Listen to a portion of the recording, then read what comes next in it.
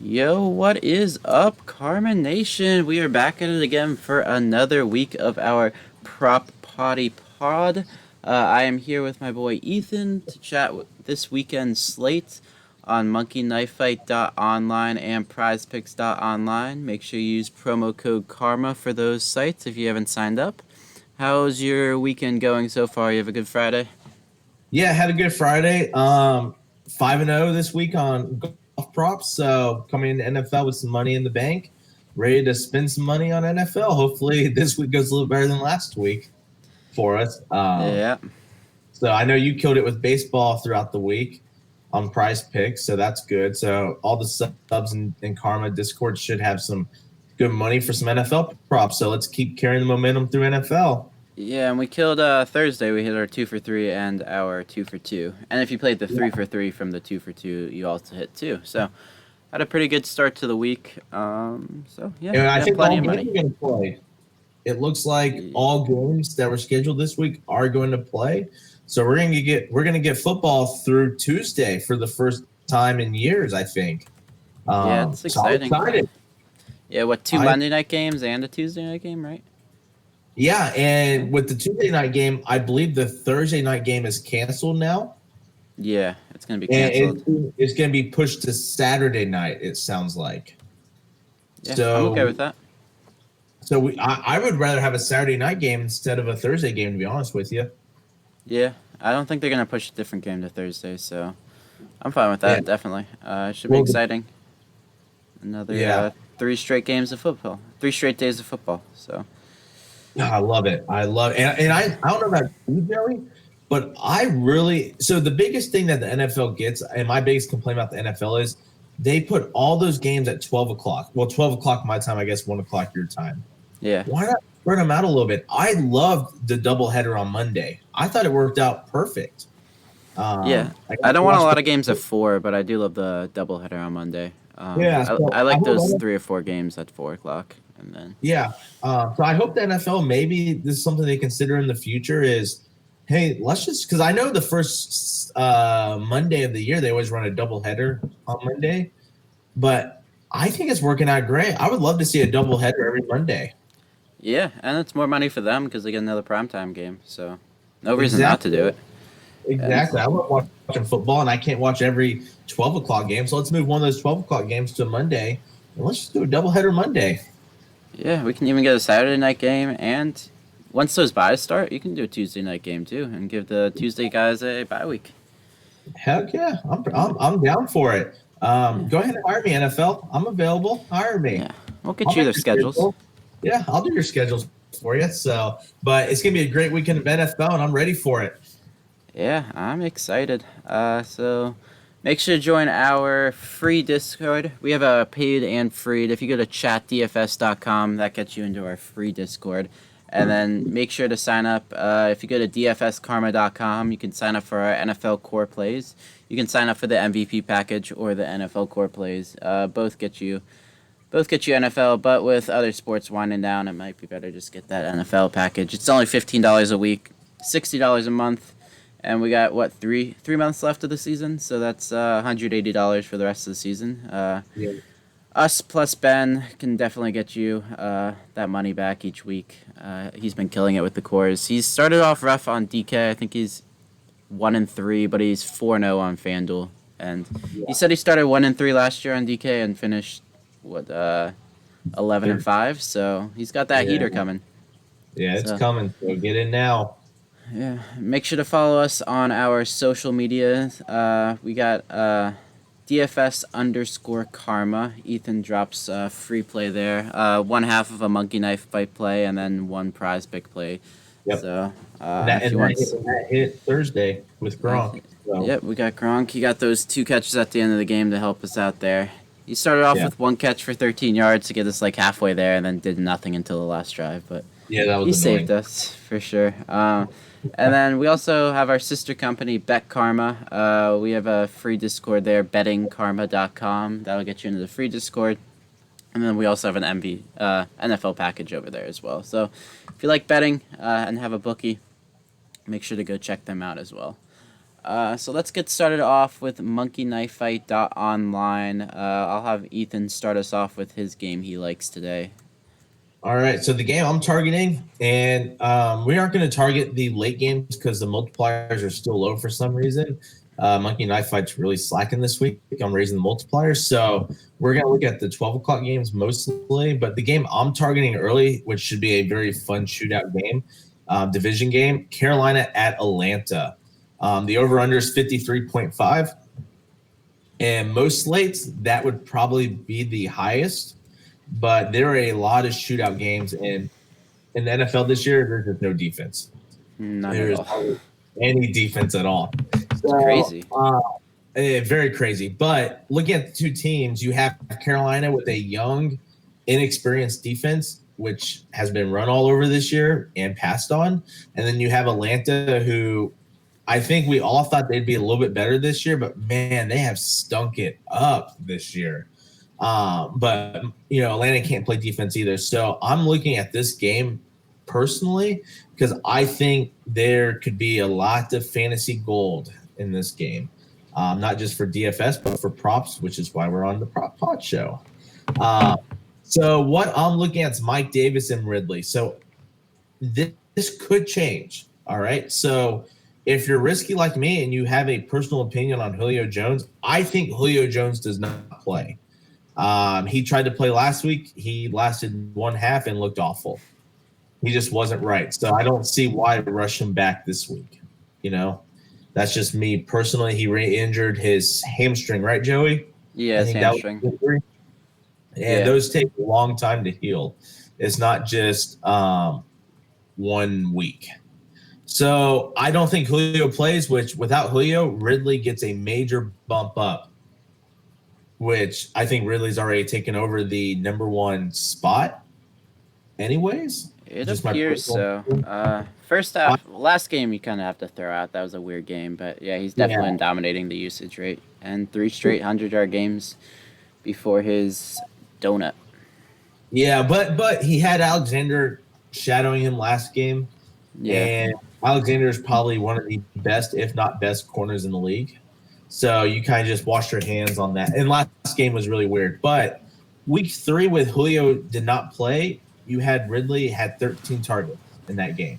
13 targets. That is a lot of targets. And the one way to attack Carolina is through the ground. But we have seen it this year. Gurley is not himself. Atlanta cannot depend on Gurley to run the ball. You saw it 2 weeks ago when Nick Foles came in and came back on him. What did Atlanta do? They stopped throwing the ball. They tried to run it all second half with Gurley and got nowhere with it. So I feel like that's every game with them. That's why they keep losing this. It's second half, man, they just get conservative and stop passing. And last game, they just tried to run on Green Bay the whole time. I guess because they couldn't get their passing game going. So right. So I love the Ridley over. I think he's 18.5 on Monkey Knife Fight, which he is. I like that over. And I also don't hate the 86 yards going over that too. 84.5 yards. Like you said, Joey, he had 3 straight games of 100-plus yards receiving. I don't see that changing this game. I don't see anybody on Carolina that can defend him. They have no Alexander on that defense. So I love the over on both of those. And also, if you haven't noticed, go to our DFS Karma website. Sam does projections for the NFL slate, and he currently has Ridley projected at 20.26 fantasy points. And I think he's projected for the second highest fantasy points on the slate. So I love Ridley for DFS and props both if Julio sits, which I do think he will. And then also Ridley leads all wide receivers with red zone targets. So they get in the red zone and they can't run it with Gurley. Matt Ryan's looking Ridley's way. So I love the Ridley over on that. I also love Mike Davis in this game. Love Mike Davis. So there's no CMC again. And I think we all thought, Carolina's going to suffer. Mike Davis looks pretty darn good, Joey. He does, yeah. Ben said he was a league winner for the pickups. And he might be right. Exactly. And now, granted, CMC will come back. But you have to think Mike Davis will have a role in this offense moving forward. I can't see that happening. It's Christian McCaffrey. I mean, He looks good though. he earned a role, but I don't know if he's going to get a role. Hey. Running backs don't matter, so you replace anybody, and I don't know. I just don't see him seeing a role with how many snaps Christian McCaffrey always plays. He plays over 90% of the snaps, 100% of the snaps every game. It's just Mike Davis could earn a role if it was any other offense, but I just don't see him earning a role in this offense. Yeah. No, I see stuff. Well, but I like Mike Davis in this matchup, Joey. I'm going to tell you why. Great. So first, those projections on DFS Karma, we have Mike Davis projected for 18.5, but his ceiling is very high tomorrow. Yeah, it looks like he's under projected on the site too. I would agree with even that. higher. Yeah. So just a couple things on Davis. He has 23 targets in 3 games. Again, we're talking without CMC here. And last week he was second in targets. The week before he led the team in targets. So what do we call it? Bridgewater? Check down Bridgewater? Check down Teddy. Check down Teddy. Or Teddy Goatwater if you're salmon. Yeah, so I think this matchup is perfect for Davis for 2 reasons. If somehow Carolina's winning, they'll run the ball with Davis. If for some reason they're losing, they're going to be passing a lot. They're going to look for Davis and Anderson.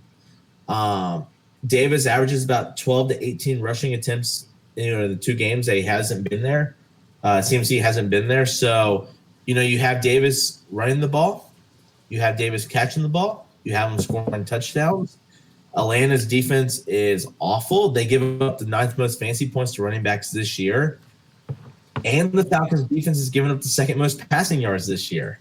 So this matchup is perfect for Mike Davis and Robbie Anderson and DJ Moore.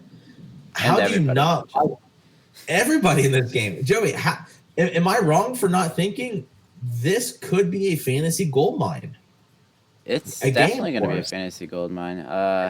The only worry is Carolina just gives up a lot of rushing touchdowns.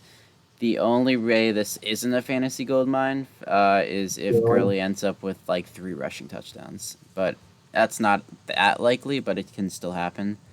But if that doesn't happen, Ryan's going over, Ridley's going over, Bridgewater is most likely going over, Davis. With the Falcons, the past 2 years, we always targeted pass-catching running backs against the Falcons, and that's nothing new this year. I haven't heard about it talked as much because I think it was Keanu O'Neal who was always out that even raised the ceiling for those pass-catching running backs even more. But we saw last week the Packers just, I think, 14 or 15 targets for the running backs. They just abused that. So expect that to be abused again today. Tomorrow against the Falcons. So, but between you and me, Joe, I'm looking at these fantasy totals. You have Bridgewater 19.5. You have Ryan 19.5. Just looking at the 2 quarterbacks, expectation is I could easily see both these quarterbacks throwing for 300 yards and 2 touchdowns tomorrow. Is that a reasonable? Let's pretend like Gurley's not, it's not going to get those 2 rushing touchdowns. Gurley's going to be his normal self, 40 yards rushing, 50 yards rushing. Could you see a scenario where Matt Ryan and Bridgewater both just throw the ball a ton for 300 yards and 2 passing touchdowns at least? Yeah, even if Gurley gets 2 touchdowns, I assume the Falcons have 4 total touchdowns. And if Matt Ryan gets 2 touchdowns, he only needs 250 yards to go over that total, which I fully expect that pretty easily. Yeah, and Bridgewater's going to do him. So they can't stop Bridgewater. They can't stop anybody. Yeah, right. And Bridgewater had a rushing touchdown, I think, the other game. Bridgewater's a great quarterback. He was in the MVP race before he completely just dislocated his knee 5 years ago. But he's starting to look like he's getting back into shape, getting back into form. He's a great quarterback. I love him going forward. No, I totally agree with you. So that's my game I'm looking at. Like I said, if it's a shootout like we think it is, and the total is 53.5, there's going to be 4 to 6 touchdowns at least combined, I would say. I know you said 4 touchdowns for Atlanta probably. I could see Carolina having 3 or 4 too. If it falls in the right hands, I love the overs on everybody in this game tomorrow for props. You can go a little safer and do the 4 for 5. That includes Robbie Anderson. I don't know why they don't have 5 for 5 fantasy points anymore and 6 for 6 fantasy points. Makes no sense why they just took it off. But yeah, the 4 for 5 includes Robbie Anderson. One thing I point out, Robbie Anderson is the number 1 wide receiver on Carolina right now. I know going into the year we were all like, oh, DJ Moore is probably going to lead the team in catches, stuff like that. But right now, Teddy Bridgewater, Robbie Anderson is kind of the number 1 receiver on that team.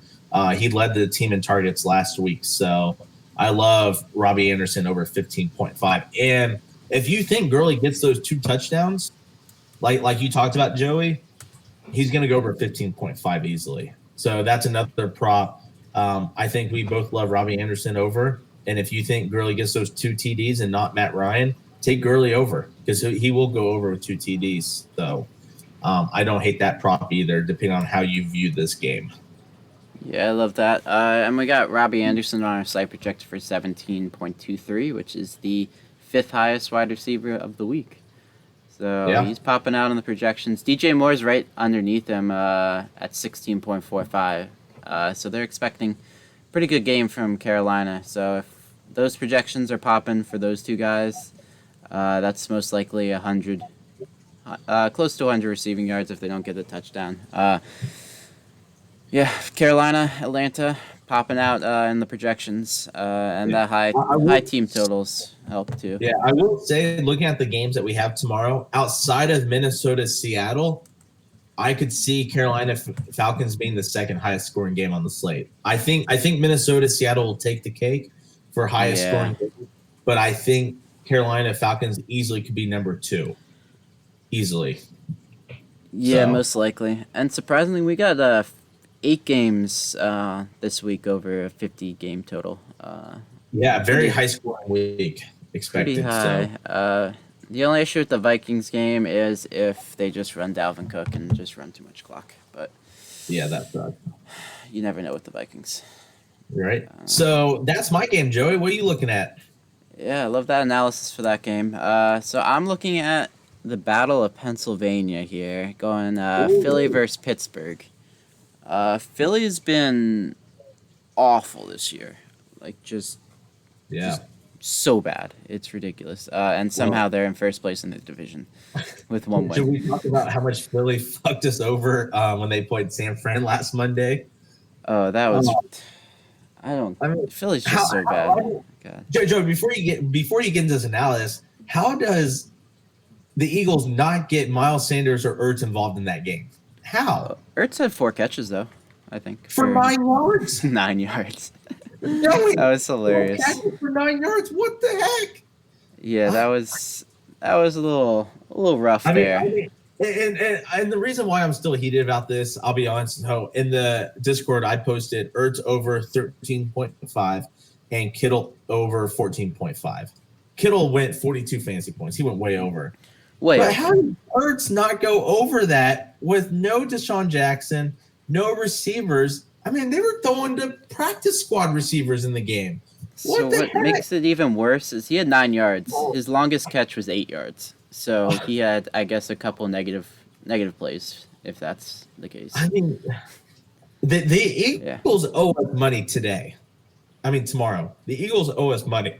They are embarrassing. So I look forward to your analysis on this game because I'm ready to get my money back from these Eagles tomorrow. I don't know how they won that game. It makes no sense. But that's how. Yeah. So Carson Wentz had under 200 yards in that game, facing a 49ers defense without Sherman, without their 2 pass rushers, Bosa and Thomas. You go over to Pittsburgh, and they got T.J. Watt over there, giving him a lot of issues. I know the line's been having trouble for the Eagles. They've had a lot of injuries. But you saw they gave up over 300 the Eagles gave up 300 passing yards to a combination of Nick Mullins and C.J. Beathard. They did have 5 sacks on them, which was nice. But if you go over here, let's see. Pittsburgh's one. I would say Pittsburgh's the best defense this year. Would you agree? I would say there. they're the best secondary. Yeah. I would say that. But I think too, Joey, let's look at who has Pittsburgh played this year. Giants, Broncos, Texans. That's not a fair. I know. Texans sucked. Thank God Bill O'Brien's fired now. But that was hilarious. I would say they have the best defense right now, but have they really been tested yet, Joey? Would you say? Not really. Kind of like the Colts, they just haven't really been tested completely yet. But which makes sense why they are only allowing 40 total rushing yards a game. Yeah. Which is pretty good, I would say. But they did have that bye week last week, so they're coming in fully healthy. Early bye weeks are helpful in the beginning, but then 13 weeks straight of football is kind of a little tough for them. But coming off fresh off that bye week, going against Philly, who is just the worst team I've seen leading the division in a long time. Carson Wentz just isn't what we thought he'd be. No. He was in the MVP conversations the year they won the Super Bowl. But after that injury, 2 injury-ridden seasons, he's just not the same anymore. They lost to the Washington football team, too. They allowed them to come back on them. That's how bad they are. Haskins can't do anything, and they allowed them to come back. So I'm expecting a pretty good game from Pittsburgh. The prop I am eyeing up here is a 2-for-2 stats. We got Juju Smith-Schuster at 62.5 receiving yards. And we got Miles Sanders at 54.5 rushing yards. So Juju lines up in the slot 82% of the time, and the Philadelphia Eagles have just been getting gashed in the slot. We saw Cooper Kupp go for over 80 receiving yards. We saw Tyler Boyd go for 10 catches, 125 receiving yards. And then last week, Kittle got 80 of those yards in the slot, and then we saw a couple other guys go for 15 yards in the slot. So they gave up 125 receiving yards in the slot that week as well. Nikhil Robbie Coleman is just awful. He's one of the worst cornerbacks in the league. Graded one of the worst for PFF. Giving up over 80 yards per catch, yards after catch, 144 yards in the slot this year. We know Juju's pretty good on the after catch. He hasn't shown it much this year. He's starting off a little slow. He had a good first game and then 2 straight games of under 50 receiving yards. But I mean, they've been winning every single game, so they haven't felt the need to pass a ton. But this good matchup, he might be able to get to the 62.5 in the first half, as long as we don't see any pick sixes from Carson Wentz, which, I mean, could happen with the pressure coming in his face. He's just been awful. But I'm fully expecting a good game, bounce-back game from Juju. He's getting good amount of targets. I know Deontay Johnson was kind of taking over in that offense. But, I mean, that's a small sample size. We should see Juju continue to start getting more and more targets as the season progresses. Sometimes those backups, the backup wide receivers start the year sometimes ahead of the number one, and then the number one takes over. So, fully expecting Juju bounce back game tomorrow against the Eagles. And on the other side of that ball, we have Miles Sanders. Ooh. Steelers defense has been just amazing. They're only allowing 40 rushing yards a game to the run. I'm expecting a pretty good game from Sanders in the air. Expecting like 5 receptions from him, but Eagles should be down majority of the game. They shouldn't rush him more than 15 times tomorrow. Yeah. So fully expecting at least around 3 yards per carry from him, just because. Not even. Maybe, yeah. Not. I mean, them and the Not Steelers even. and the Buccaneers, just no one can run on them. And with the game script, you just shouldn't expect. I mean, sometimes the coach just decides to run them. for no reason. But they've only allowed one rushing touchdown on the year, 2.7 yards per carry, 162 rushing yards. I mean, they have played one less game, but still those yards per carry still low. Still, what is it? The Buccaneers allow 62 yards per game, rushing yards per game, and that's second worst. And the Steelers, even though they played one less game, they're still only allowing 40 rushing yards. 40 rushing yards per game. So fully expecting just Miles Sanders to just get stopped every single play. As long as he doesn't bust one. Sometimes it's always nervous going against that low rushing total with a good running back because they can always bust one. But that's pretty low probability that happens. So I'll probably be pounding the under on him. Do you see a scenario tomorrow where Wentz gets benched for Hurts? There was a lot of talk about that possibly happening before last week's game. If Wentz comes in and throws 2 picks in that first half and they're down, 21-3 or something like that, could you see Hurts coming in at halftime? Is this the game? I don't think it happens, but it's Philly, so it could happen. It's been talked about. Yeah, Philly sportscasters are they're just rough. They're brutal.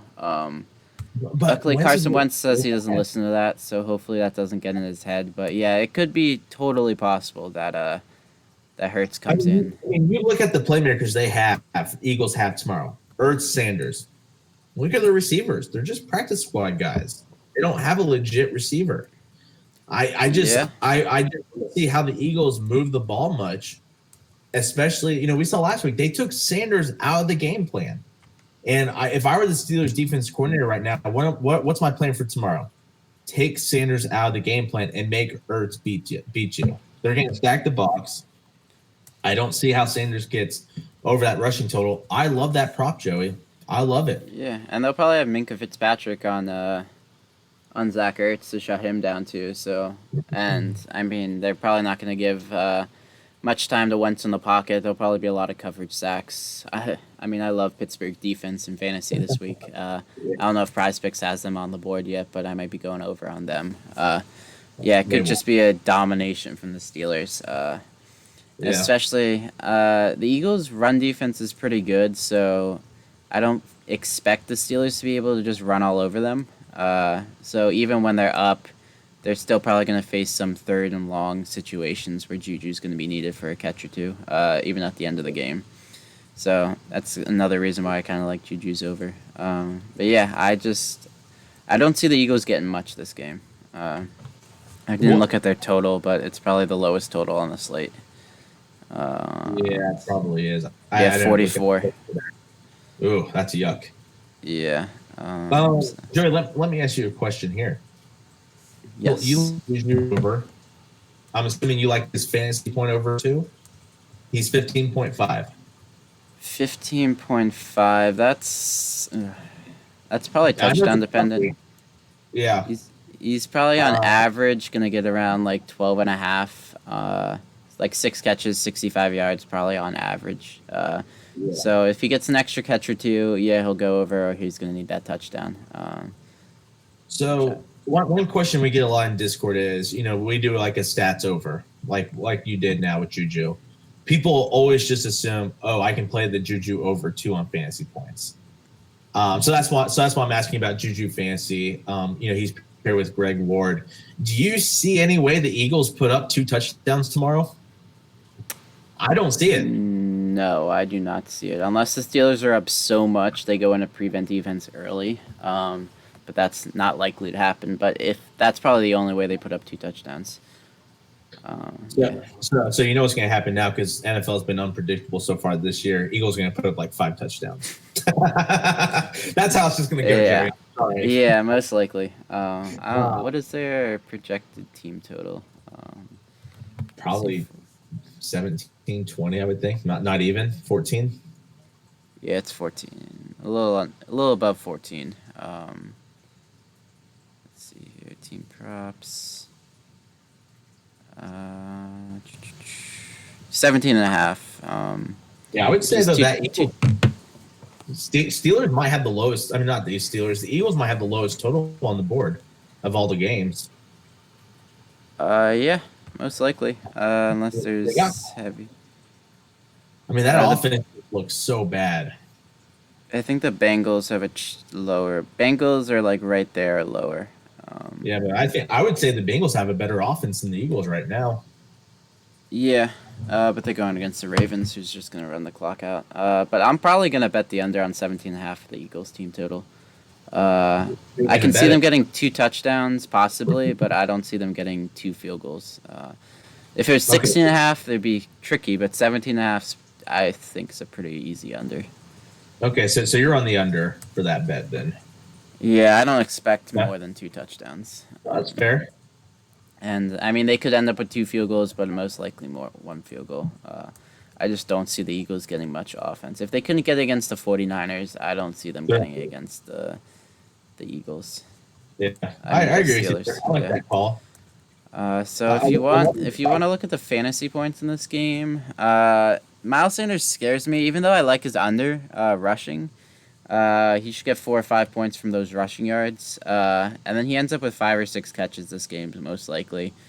Wentz is going to have issues. There's going to be a lot of checkdowns to Sanders, so I can see him getting 5 or 6 catches for 50 yards. So I don't love his under, especially he's most likely going to score a touchdown. Running backs usually have the highest odds of the team to score touchdowns. Yeah.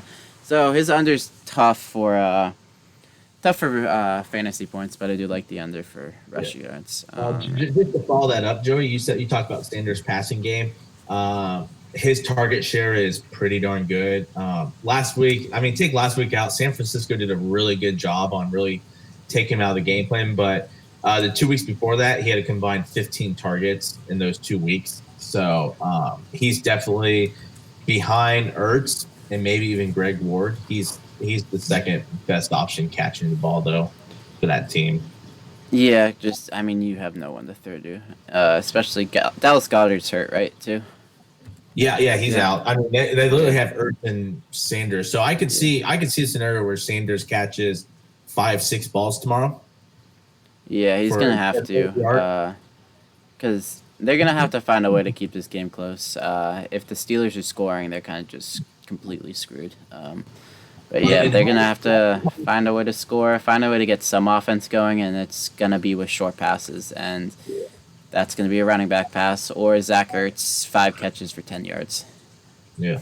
And how many times, Joey, have we been screwed over before in props? You know how many times it's happened because of prevent defense. And that's what the Steelers will probably run the fourth quarter, prevent defense. And what's Ertz going to do? Short pass to Ertz, short pass to Sanders. So you're absolutely right. It scares the living crap out of me to take unders on Eagles just because if Steelers are up big, they're going to go prevent defense, and we're going to get screwed over again. I just know it. If it's like 21-7 with like 5 minutes left in the game, Eagles have the ball.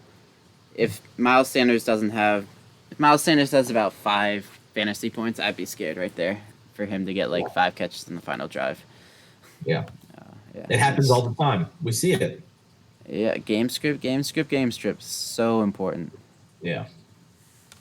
So. All right. So that's it for that game. For me, I don't think there's anything else I want to touch on. You can, if you want to do like the 2 for 3, for rapid fire, of course, I like James Conner over Miles Sanders. And then Greg Ward versus Deontay Johnson, you can make that choice. That's a tough choice. And then I'd lean Ben Roethlisberger over Wentz for that. So if you want to do the 2 for 3, I go Roethlisberger, passing yards. Wentz has a 43.5 point advantage, but I still love Roethlisberger. And then for rushing yards, Sanders has a 13.5 advantage, but I like Conner. So the receptions, Deontay Johnson versus Greg Ward. Greg Ward has the 0.5 advantage. That's a toss-up. You can pick either or. I'd probably lead in game script Greg Ward, but it's a tough choice. Be careful on Deontay Johnson, Joey. He played the 4th most snaps out of all receivers. He was only on the field 19 times last game. Yeah, he got a concussion. No, that was... Am I looking at the wrong way? Oh, yeah, you're right. Yeah, they had the week off, so he should be good now. Yeah, my mistake. Yeah, my mistake there, Joey. Yeah, we had the under on that game, and he got a concussion, so that was an easy under. Yeah, lucky. Yeah. Sometimes you're just lucky. Better to be lucky than good. Yeah, let's move on to Prize Picks now. I'm down with that. Let's see. Let's pull up Prize Picks here. Oh, Prize God. Picks has a couple different what?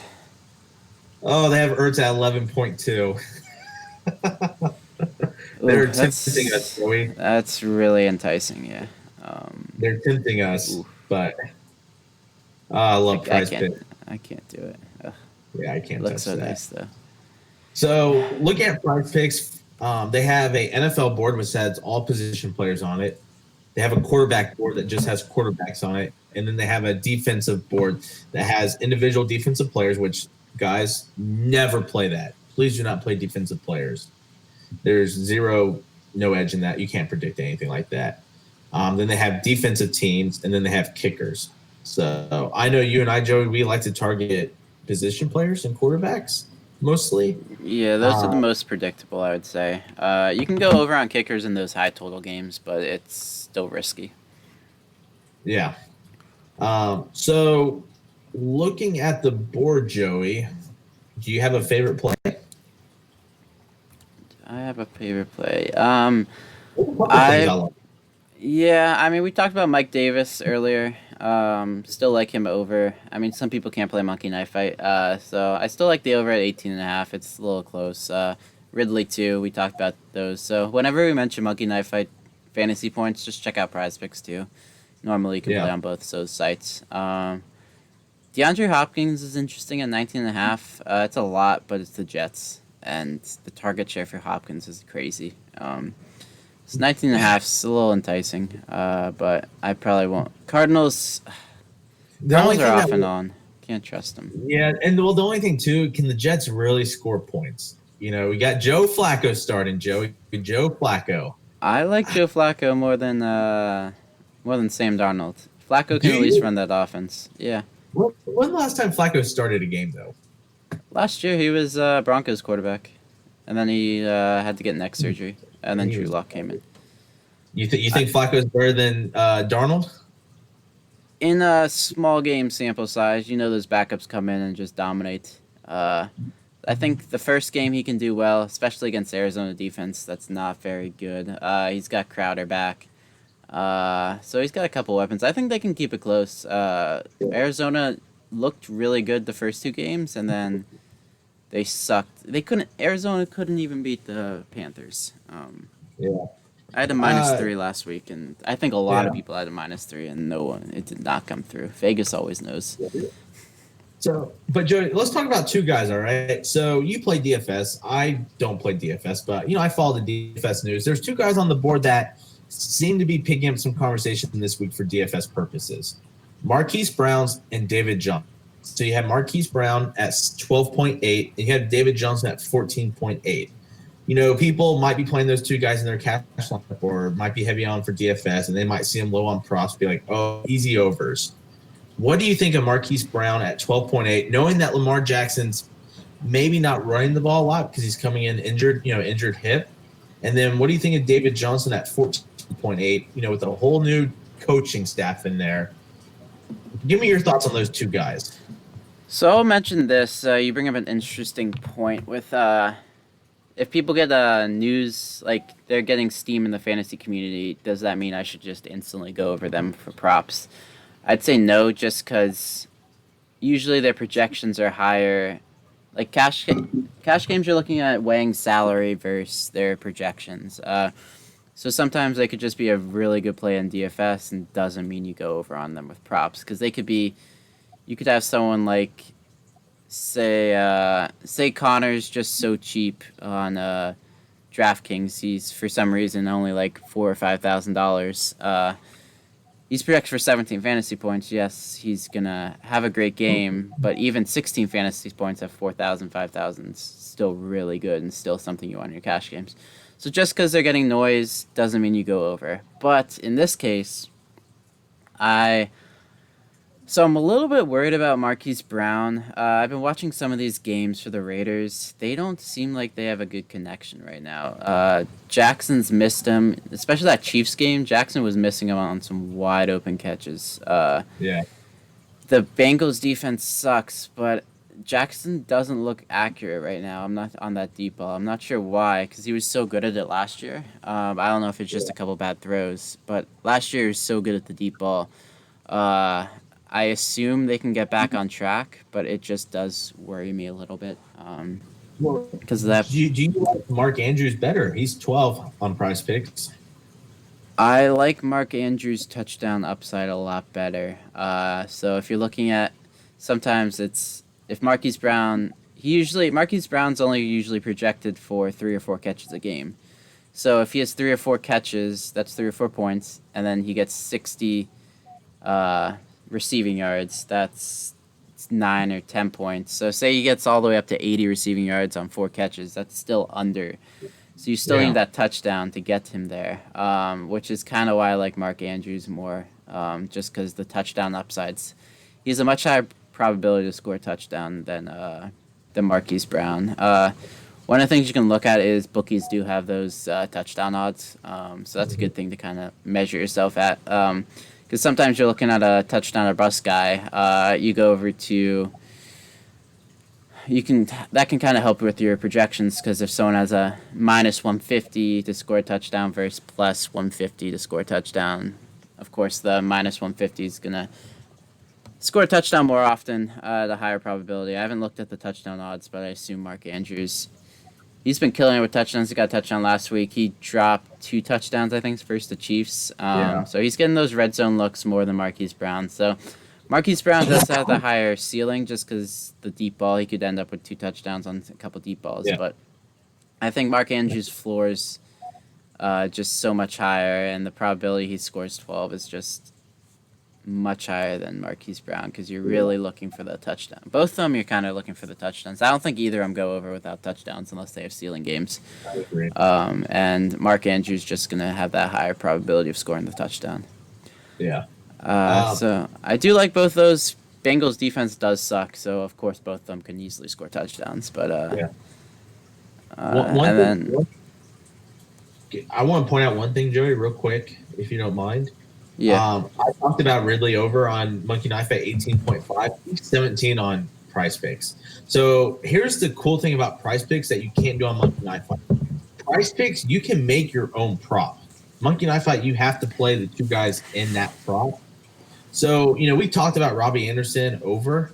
If you like Ridley over and you really like Anderson over, play that on Price Picks as a 2 for 2 because you can't play it on Monkey Knife Fight, obviously.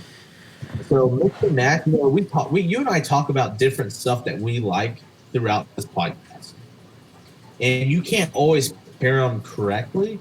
So if you see that pairing on Price Picks, even if we don't touch on it, go ahead and make your own 2 for 2 because you can do that on Price Picks, and that's the one thing that I love about Price Picks is you can do whatever the heck you want. Yeah, and Prize Picks raised their multiplier, so it used to be 3x, 2.5, and now it's 3x. So you're making your own prop, and you get the same multiplier. So make sure you're comparing those 2 sites. Listen to what we say. If we because we do like the Ridley, we do like the Anderson. You can't get that Monkey Knife Fight. Just go to Prize Picks, see if you compare them. But yeah, I do love that as a 2 for 2. And one thing too, Joe, we got to remind people of. There are more industry people playing props now. We see it on Twitter, we see it out there. Do not play the same exact 2 for 2 as a power and a flex. That's the stupidest thing I've ever heard out there. Yeah, because then you're basically playing a flex, and then if you hit 1 for 2, if you put the same amount of money on it, let's say, now you have $100. If you put 50 on each, now you have $100 total on the same exact prop. If you hit 1 out of 2, you get $25 back. If you hit 2 for 2, you get 150, 250. So you're basically getting a flex play for 0.25x if you hit 1 for 2, and then 2.75x for 2 for 2, or 2.5. Sorry, 2.5 for So you're basically changing your flex payout, which I don't like it at all. So just pick one or two. Now that it's 3x, I power everything. power it. We used to always say flex the 2 for 2s just because that .5 back was amazing. But now that it's 3x compared to 2x, 2.5x, then you just have to play the 3x. Unless your bankroll is so small, you need that return back, but it's just gonna hurt you. If you see one play that's a lock of the century, maybe go flex, just because you know you're gonna get half back, so you can play a little more on it. But other than that, just do the 3x. Yeah. Do the power. Only one other guy I want to touch on, Joey. I mean, we'll save defenses and kickers and quarterbacks for our Discord people. But the only other guy that I'm looking at on this board that I possibly could go over on, Joey, Darren Waller, tight end for Vegas. He was cheap, right? He was 11? 15. 15, yeah. On Price Picks. I don't know what he's on Monkey Knife, but on Price Picks, he's 15.2. His target rate is high. Vegas is going to be behind most likely and having to throw the ball a lot. I like the Darren Waller over. Yeah, I think he's only 5.5 receptions on Monkey Knife Fight, which I like the over on that too. But yeah, 15.2, it's Kansas City. They've always struggled against tight ends. And Waller's not really a tight end. He's kind of like a hybrid tight end. He plays a lot of slot, plays a lot of outside. Gets a lot of mismatch with his height and his athleticism. 15.2. I'm expecting the highest probability to score a touchdown of any of the passing options. Of course, Josh Jacobs is most likely going to score one touchdown. But Waller is most likely to score that passing touchdown for those. So that brings it down to 9.2, which is if he gets 6 catches, he only needs 32 yards if he scores that touchdown. 5 catches, only needs 42 yards. So definitely love that play. His target share is through the roof, especially for a tight end. Now, one thing we'll point out, I believe Ruggs is back. I believe. I don't think it's official, but it sounds like he's going to play. So, some of those targets might go to Ruggs, but also, too, Ruggs is a good receiver. He looked good early on. That's going to take some of the attention off Waller to where he gets more one-on-one matchups and won't get that safety over him. So, I do think, though, Vegas will probably try and run the ball in the first quarter. I think, Joe, you'd probably agree with that. Kansas City's run defense is so bad, so if they're able to get some running off, and that keeps Mahomes off the field. So if they're a smart coach, they'll run in the beginning. But as soon as Kansas City gets the lead, Vegas is going to have to throw the ball. Waller's going to be your number one target. So I like the Waller over 15.2 today. Yeah, he's got each game besides, I'll throw the Patriots game out because that's kind of, they game plan for Waller. They game plan to shut him down. So he has 8 targets, 16 targets, and 12 targets in those other games. He's gotten over 10 fantasy points each game. He went over 15.2 without a touchdown last game with 9 catches and 88 yards. So I'm expecting a touchdown this game. You can book that in on your bookies. I'm not sure what the value is, but if it's plus money, I'd take the touchdown bet on him.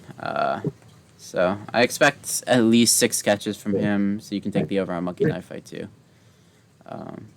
Yeah. All right. All right. Looks like Ethan's freezing up on us, so guess we'll end the pod here then. We went through prize picks, but Ethan's leaving us with a nice frozen screen. He did that right before we started the pod, so at least he made it through the whole pod. So we will see you next week. Bye.